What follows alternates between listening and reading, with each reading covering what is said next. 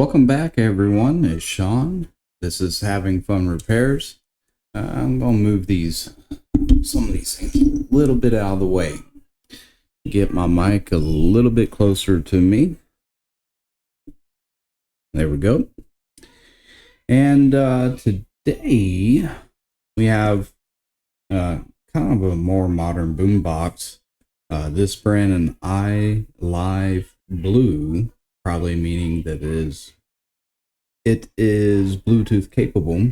Model number IBC233 Bravo, or Indigo Bravo Charlie 233 Bravo, Bluetooth CD radio boombox.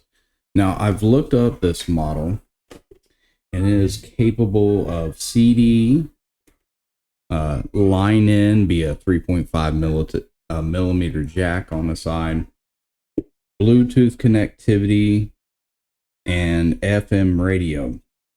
Okay. Now, this is coming to me because the individual who has it is saying that the CD player is not working. Personally, I think it's got a couple more problems than that. It does power on, but the display is very dim. Very dim. You can hardly see anything on the display. Now, whether that's because there is dirt in here, I don't really believe that to be the case. I think something is going on within here that is not just affecting the display, might also be affecting the CD player. Okay. However, you can cycle it. I can barely make out when you first turn it on, it goes to CD. When I open the lid, I see OP for open. When I hit source, it switches to BT for Bluetooth. I hit it one more time, it goes to line. I hit it for the next time, and it goes to FM radio. And actually, let me turn off the filters. You should be able to hear the hiss pretty well.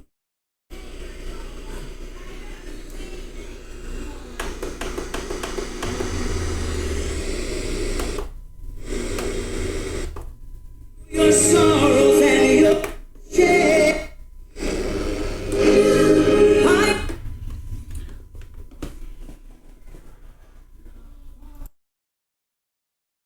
And there you have it. Yeah, I mean, it is working, although it does have some issues. Now, the individual is wanting me to check into the CD player portion. She does have like a noise CD that plays ocean sounds, and we'll turn it on. And just initial troubleshooting. When you close the lid, you can hear when it clicks. Probably a little tactile switch to say that the lid is closed. Right now, there's that OP on the display. I can read it. You can kind of make it out there. Maybe if I turn off the lights, maybe you can see it a bit better yourself. I don't know. It's very, very, very dim. Does it back off? Yeah, it's incredibly dark. You can hardly make that out. But when we close the lid, I'll turn the lights back on. You can see that the CD will actually spin. See if I can capture that. Given our overhead light, I'll get some light down into there as best as possible. There we go. And let's see if you can see that spin.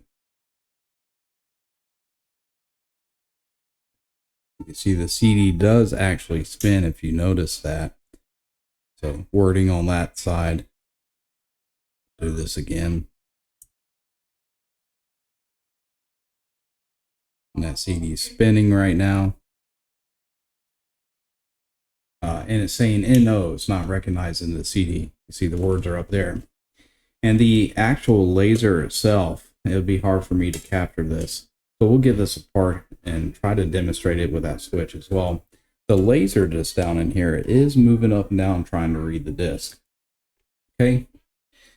So I think given that there is some mechanical function that is occurring, maybe the laser's bad, maybe there are other issues going on here for us to determine, but we're not going to know anything until I get it apart. So that's going to have to be the first step.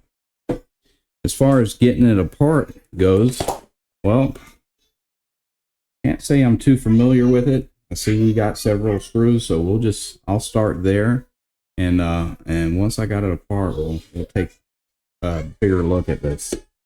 Okay, so I've got it a little bit apart, and let's see what we've got going on here. All right, so our AC comes in. I've already disconnected this cable. That goes to our line in, by the way. You see it right here. There's this little PCB that's carrying the audio from our line in, so I'm not really too concerned about that. But our AC is coming in, and right here on this side, and the cord comes in right over here and is fed to a nice little transformer sitting right here. It's going to provide isolation from the AC main. So maybe it's stepping down the voltage a bit too. I don't know.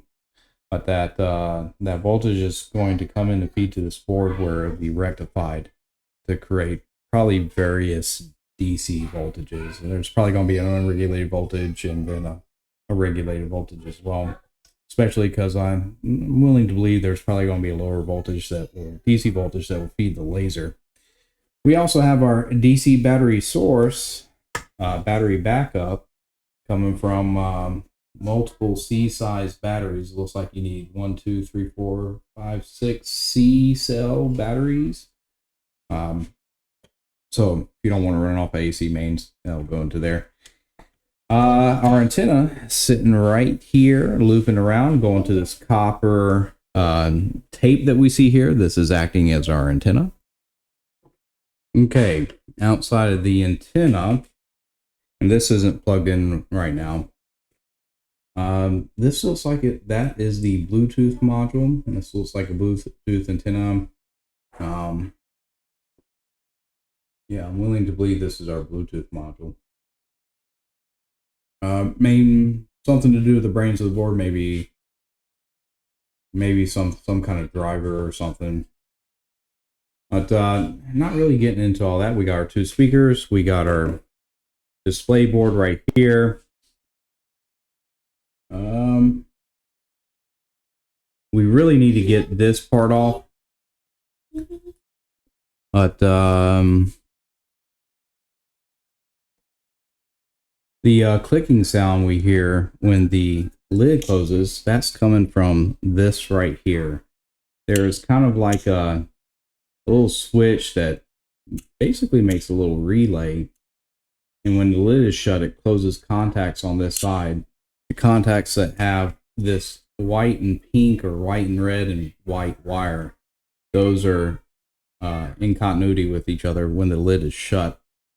So I kind of want to do something. I'm going to bridge between those 2 points with the door open and see if I can flip this around, and we'll see if we can get anything to show up on this. And I didn't mean to touch it with my bare fingers, but anything to show up on this laser right here with the phone. We're going to get any type of indication. But outside that, I'm seeing quite a few electrolytics that are underneath the board. They might need to be replaced.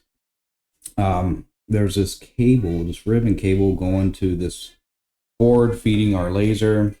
It's got some very shoddy termination points that look like they were soldered from factory. I don't know if that's going to be an issue, but it's extremely, they look like cold soldered joints. We have a kind of a variable resistor sitting right here that's probably there to increase or decrease the amount of our voltage drop going to the laser. We might be able to adjust that. If it's the laser itself though, well, unfortunately, by the time this video comes out, I would have released the previous one. I'm not going to have enough time to order a laser unless there's something local that I can get within a matter of days before we're going to be moving or anything along that nature. I don't want to risk of having to order something that's going to come from most likely China, just to get this repaired, and we'll be moving out of our current state to a new state as I take on a new job. But yeah, not a whole lot to that. Let me get this right here bridged. Let's see what we got.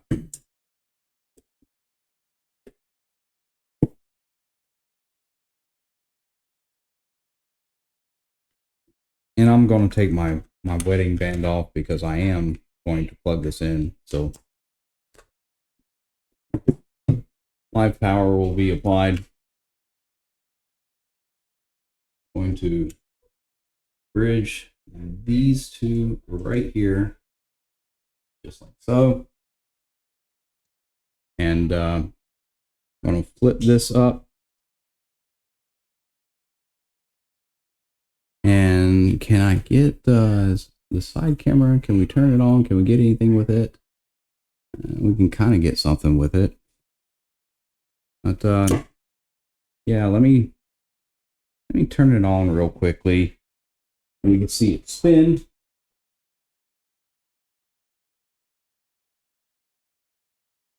I'll plug it in.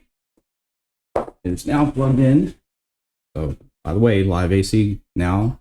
And this transformer coming out to this board, we have to be careful. And then hopefully this doesn't pop off and hit something important. So yeah, this is done with quite a bit of caution. Okay. And let's turn it on. Yeah. Can I get this camera focused in a way that it can peer down there just a tad bit better? We'll lift that up. I'm going to turn it off and turn it back on. So now it's off. Turn it on. And you can see that laser moving up and down, and the spindle right here turning, trying to read a disc. All right. Give me 1 second. Okay, so I've turned off my light so you can potentially see this better. And I'm going to put my camera down in here and get it focused on the laser sitting right there. You can kind of see it in the camera. It'll focus. Oh, come on now. Right here in the center of the camera. Anyways, not focusing too well. But yeah, I can bring it out a bit. There we go. And I'm just going to turn it on. You should see a glow come from it. You see it flashing right there?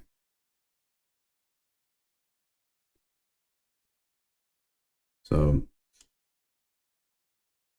let me orient this just a tad bit up like that. We'll do this one more time. All right, so there goes the laser in the center of the camera. Let's turn it on. Okay. So the laser is active. All right. Is it strong enough to read a disc? Maybe it is. I don't know. Maybe it just needs some cleaning.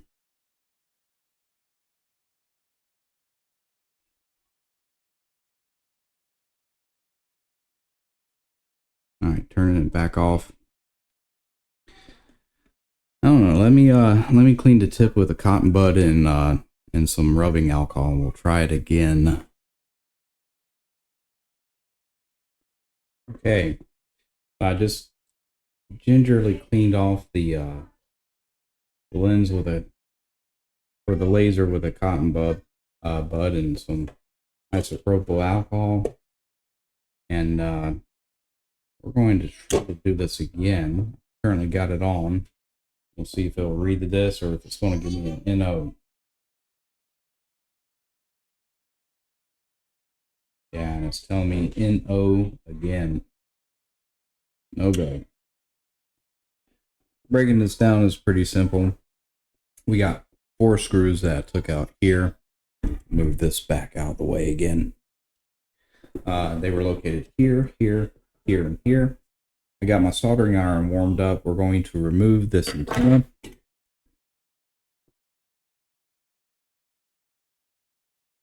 Simple as that.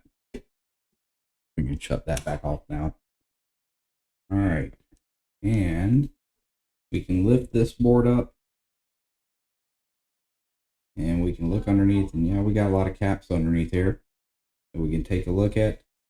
But for right now, I'm going to get some pictures of where all these cables go, because we're going to disconnect them next. Before I break it all the way down, though, there was one more thing I wanted to check. I wanted to make sure I've kind of put it back together temporarily. I moved our mechanism here, our laser, all the way out. I want to make sure that this motor over here also brings it in. So, and that we're getting some kind of voltage to the motor. So we're going to check that out real quick.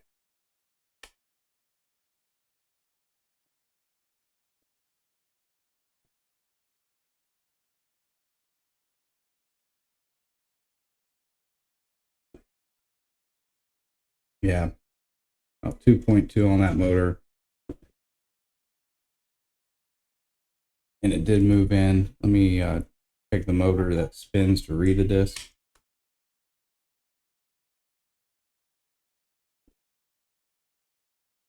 2.5 on that one. All right. And it is moving back and forth, trying its best to read that disc. It's not just sending the laser up and down, it's going back and forth. But like I said, maybe a recap will fix this, and then we can go from there. Let me finish breaking that down again.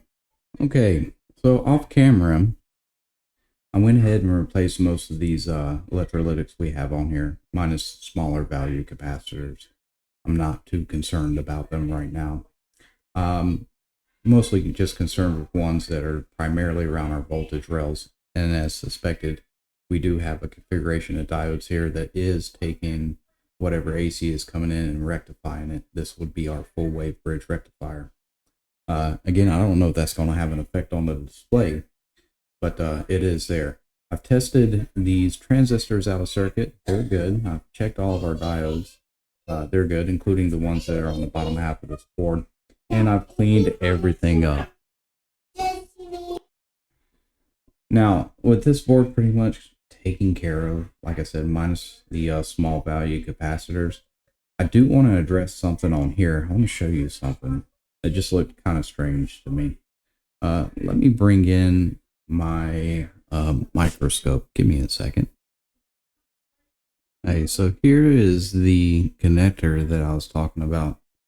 And let me grab something. I'll bring this back down. I'll bring this, orient it right. There we go. And I'm kind of holding this off my desk. But you see how all these are soldered onto this, this board right here? It doesn't look too good. And I've checked them and they're all kind of in place, but they, except for maybe this one. See how that's moving? These look like cold soldered termination points, so I really want to redo this one. Once I get this redone, I'm going to get everything back in, put together, and we're going to try it out to see if it works. And if it doesn't work, then we're going to make small adjustments to this potentiometer right here to see if we can increase the laser intensity and get a reading on the CD. So that's the next thing I'm going to tackle.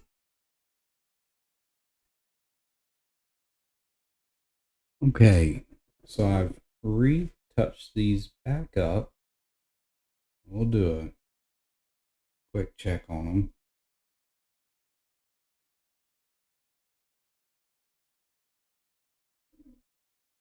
Not perfect, but they are soldered in place.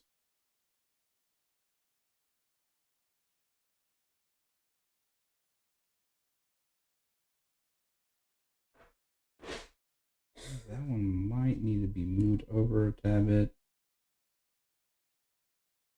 But I'll do a continuity check on it just to see if it's good.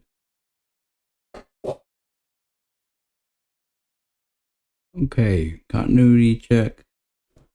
I'm going to turn my filters off, or at least the noise suppression filter. Hopefully that beep beep's coming through.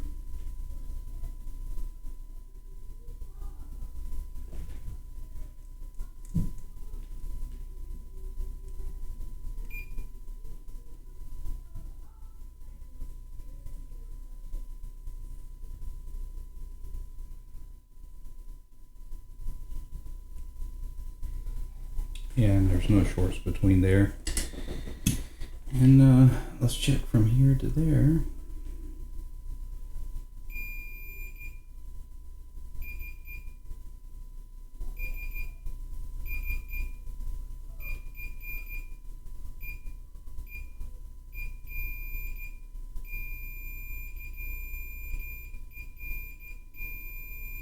Yeah, we got continuity all the way through there.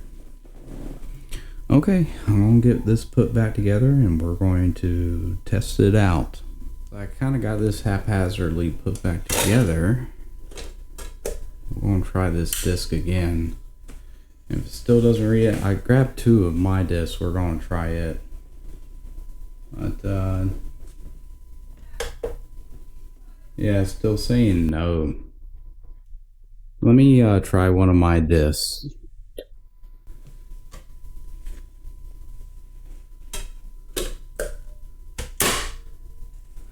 Okay, we'll read this one.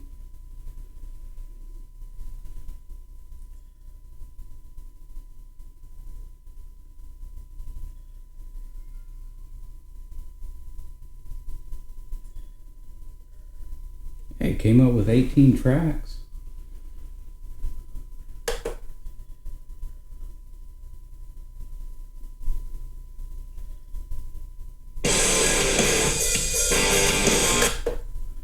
Yeah, I don't want to get a copyright strike.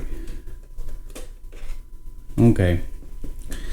These are just old CDs that I have laying around. I don't really listen to music anymore, but we'll see if it will read a burn CD as well.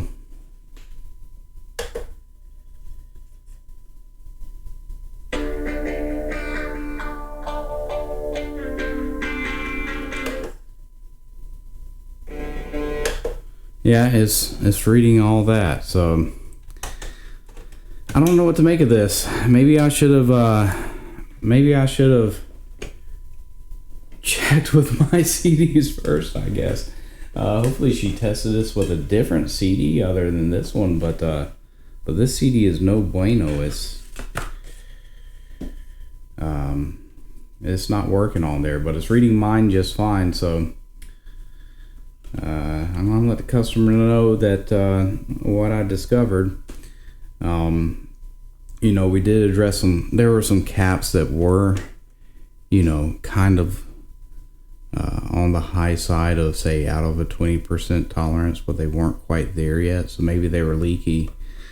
Maybe that little bit of jankiness on the for our laser there on that one cable was creating an issue, but you know, she said, I'm pretty sure the customer said she tried it out in multiple CDs, but this is one she gave me to try out. So okay, with the discovery of it playing my CDs but not the customers, did reach out back to the customer, and she said that if I'm not mistaken, they did try multiple CDs. So there are, and maybe those capacitors did fix it, but I kind of want to address at least 2 more things. Now, there are like small pin type holes in where the data is written on the CD that might be the cause for it not recognizing how many tracks are on here. One of them seems to be right in basically the innermost portion of the disc, typically where reads primary data. That might be the reason why the CD is not being read. It's also a big scratch through across this side right here. That would most likely typically cause that track, or how many tracks it's going through, to skip. But I did polish up this disc a bit, and it didn't make any difference. I did that off camera. Here goes one of the CDs that it does work with. So I kind of want to attempt to do, I still want to address like basically two things with this CD player, Bluetooth, FM radio, line-in combo type deal. The first thing I want to address is, when you turn it on, the display is still very hard to read. I mean, it should be backlit. All the pictures and stuff, if I see this online, you kind of have a backlit bluish tint behind the screen. So I'm wondering if there's an LED that's out. Turn it back off and unplug it. And then the potentiometer that I mentioned earlier, going to laser, we're going to mark it and then do like maybe a quarter of a turn, say 90 degrees out from that marking. So if the marking is directly up and down, counterclockwise and check both CDs, and then clockwise and check both CDs. Depending on which way, either decreases or increases the resistance across that potentiometer, it's going to have an effect on the laser. Now, my assumption is as it's turned counterclockwise, the resistance is going to go down, so there's going to be less of a voltage drop through there, which means a higher voltage to the laser. But what I don't know is, will that cause the laser beam to kind of scatter more, or is it going to bring it into focus, if that makes sense? How wide will that laser beam go? And vice versa. If I increase the resistance and drop the voltage, will that cause the laser to kind of scatter out more or bring back in? Will focus the beam? Again, I'm not too sure. So we're going to try both things, see if it makes any difference to the disc, but we need to mark that position first, that way, on that potentiometer. So that way, even if we turn it, we can always get back as close as possible to its original setting. So hopefully that makes sense. But first off, like I said, I'm going to take this back apart. We're going to take a look at the screen and find out what exactly is going on with it and why there's no backlight behind it. Okay, for the most part, I've got this disassembled. Final steps to get this out. You have these little retaining tabs, it appears here. Maybe it's not retaining tabs. They look like they slide out though. And they do, actually. And then this little ribbon cable can come out. And as suspected, I pulled this up, but we do have one diode that comes through here. And then you see this this kind of, here goes the diode, the other side of the diode. Here it comes up to here. Then you have like this little thin white sheet and what that does is that actually disperses the light all the way behind the display. And we're not getting a light behind the display. So what I'm going to do, I'm going to set this aside for a second. And, well, what we're going to do is we're just going to test this diode out. Let's see. Okay, you got it's like anode and cathode. We're going to bring it up on my power supply, just see if it turns on. And I'm going to just slowly increase the voltage on that diode until it starts to illuminate. And if it doesn't, then we know that we can just replace the light emitting diode. So I'm being as correct as possible. And we should be able to have a lighted display again. Okay. And let's see. Cathode is on the left-hand side. Anode is on the right-hand side.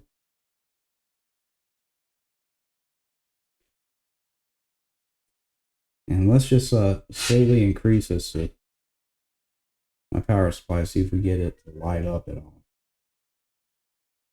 We're at 1 volt, 2 volt. I'm not seeing anything. I would assume this has at least a 3-volt forward bias.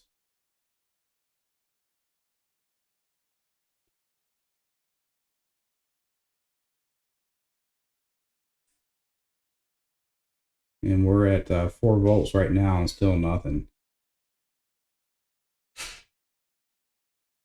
5 volts and still nothing. So that tells me, and it's not drawing any current either. So I believe this diode is burned out. Now I'm just going to reverse them, just on the off chance that maybe this was put in backwards. Regarding how it's marked on the board. We'll try to do this again. That's 2 volts, 3 volts, 4. And there's no light. Okay, we're going to call that quits. And that tells me that I am absolutely have a burned out diode in here, and that, or light emitting diode, and that it will need to be replaced. Let's see, can we, I don't want to use that. Yeah.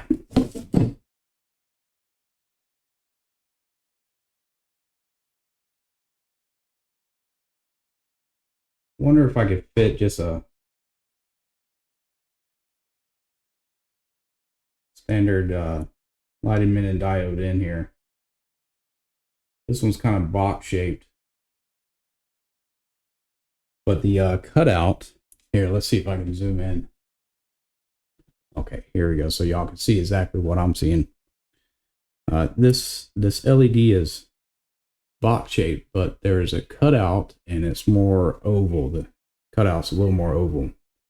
So I'll turn on my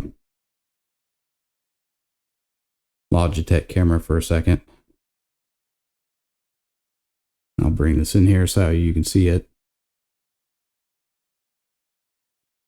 Maybe that's better. It will focus.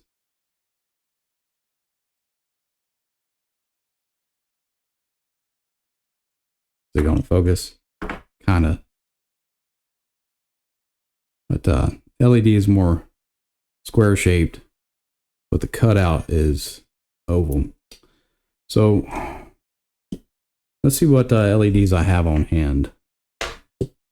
Okay, so I have a warm white and a white, and I think I'm just going to go with the white. They both have a 3 to 3.24 bias voltage. This one will probably be brighter, and we'll use this one in place of the old one.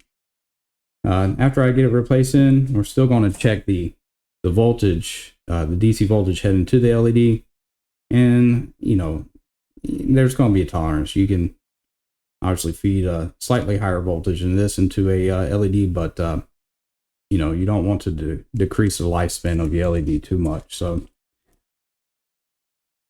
this should work, and hopefully we won't need any drop-in resistor for it. Keep the LED from the current limit to keep the LED from burning out. But let's get the old one taken out and the new one put in. Here's a little trick for y'all if you don't know how to tell which will be the anode or cathode side. Typically the anode or the positive side is going to have a longer lead on LEDs such as this. However, you could also, if you can peer into the LED, you can see the composition in the center. That might be hard to focus, but you can kind of see it there. But one side is smaller than the other. You'll see the plates essentially. The smaller plate is going to be the anode side, the positive side.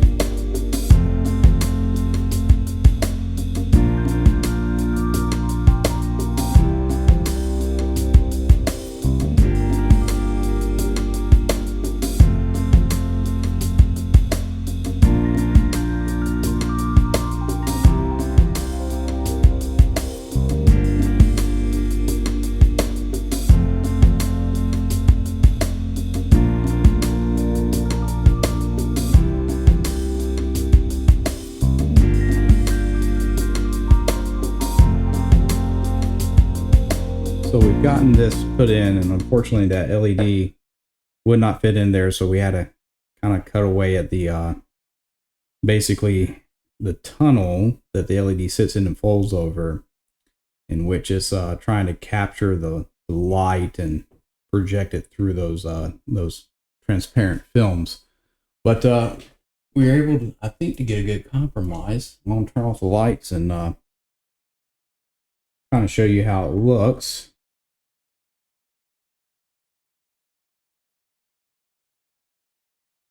And I think this is going to be okay. So we kind of had to rebuild our own little light tunnel there. But here we go. I'll get it up to, it's not quite for now that LED is on.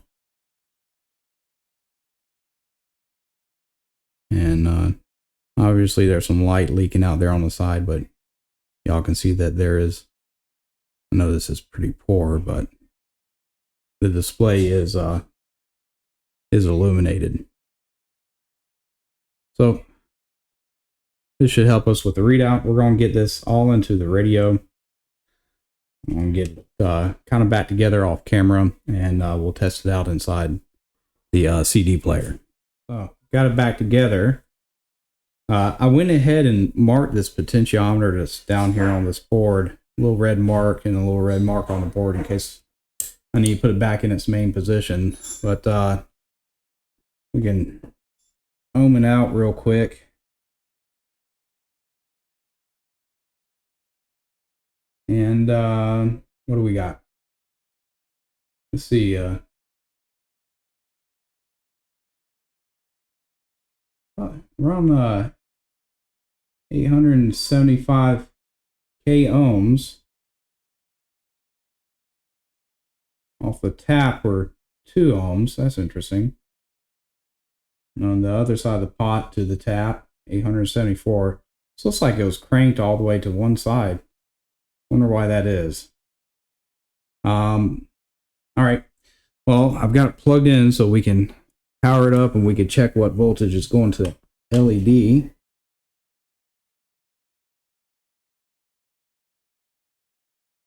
And let's see what do we got on the LED. So you can't get it from here.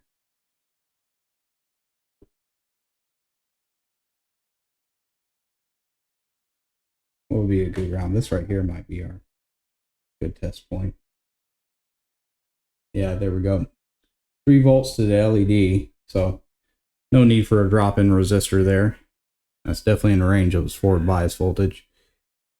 Okay, so let's see. Now I got this on voltage check. What are we getting on the tap of this pot? Anything?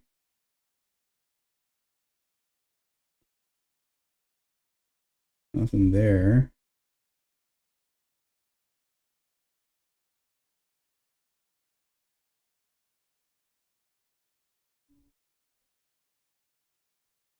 I need to go to a different ground plane. Might have to go to this side of the board.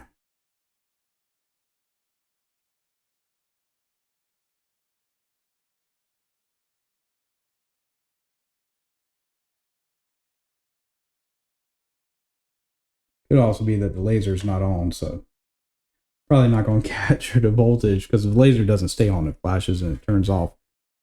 I'll tell you what. I'm going to take a little tuning wand and I'm going to give it a quarter of a turn counterclockwise. Let me power this back off.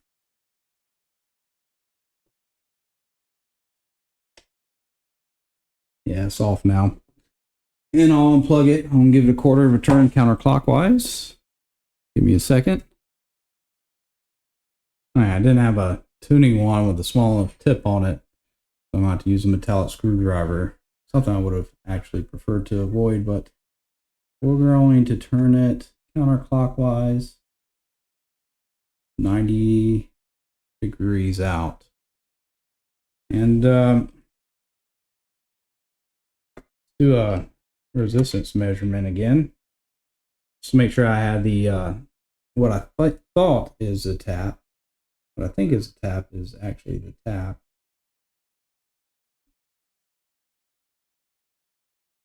I mean, now we're seeing 299 ohms through there. About this side. Still 0. 299. Let's give that a try. Let's see what it does.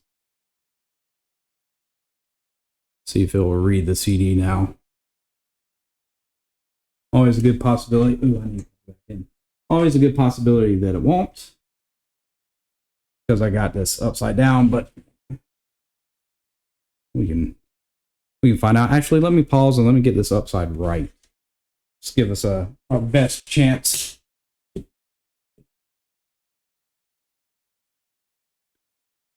Okay, got this upside right. Not really put back together, but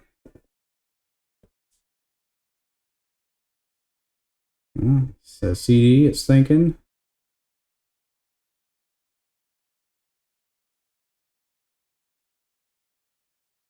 Says no. Let me put in a different CD.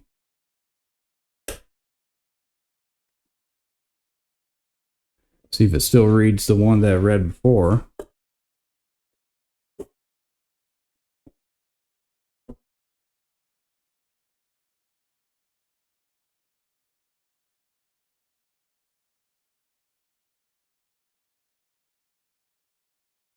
Yeah, it's not reading that side now either.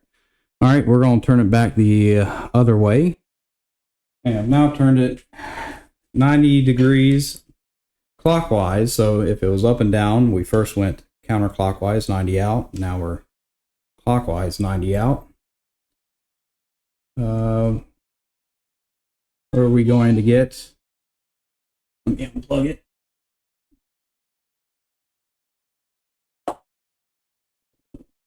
What are we going to get for resistance now?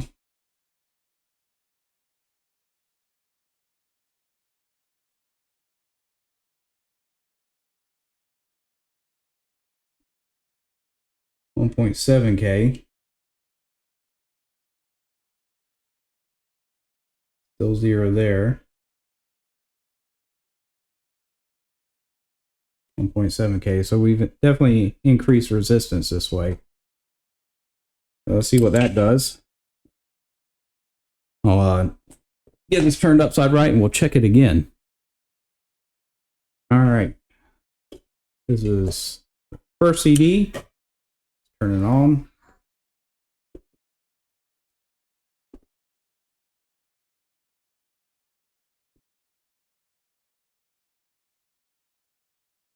Says no.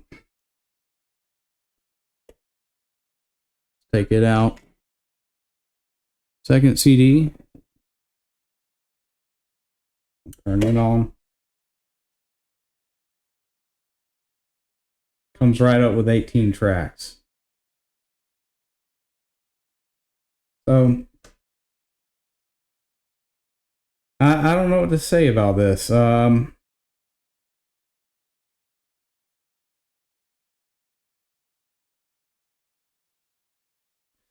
I think it's just the CD is not readable. Going to turn it back down to as close to that original setting again.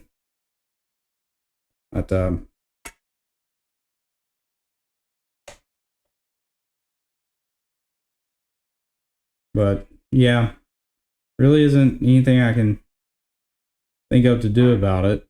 It's most likely just a CD, but it's reading this one just fine. See if it actually plays.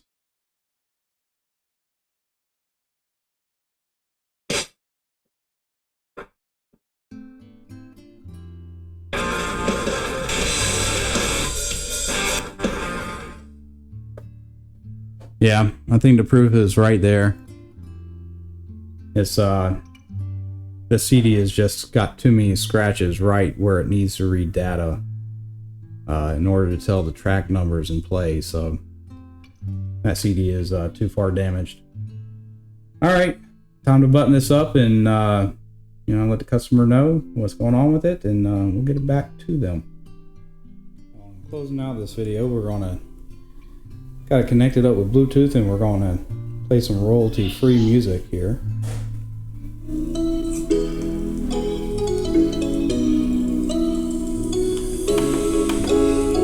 That's working pretty good. And it's still, if I get it, there we go. It's lit. There we go. You can see it good there. Hopefully. Not as bright as I was hoping it would be, but I just really couldn't angle that LED the way it should. My camera's kind of compensating for it, but it is bright enough to read a display now, so pretty happy with that result, and pretty sure a customer will be as well. So that being said, thank you for watching, staying tuned to this channel. This has been Having Fun Repairs. Let me know what you think about this video. Recap, we did a recap job for the most part. That may or may not have solved the laser issue. Could also have been, maybe disc related. And then we had a blown LED behind the display that we replaced with one of our own. But thank you for watching. Take care and goodbye.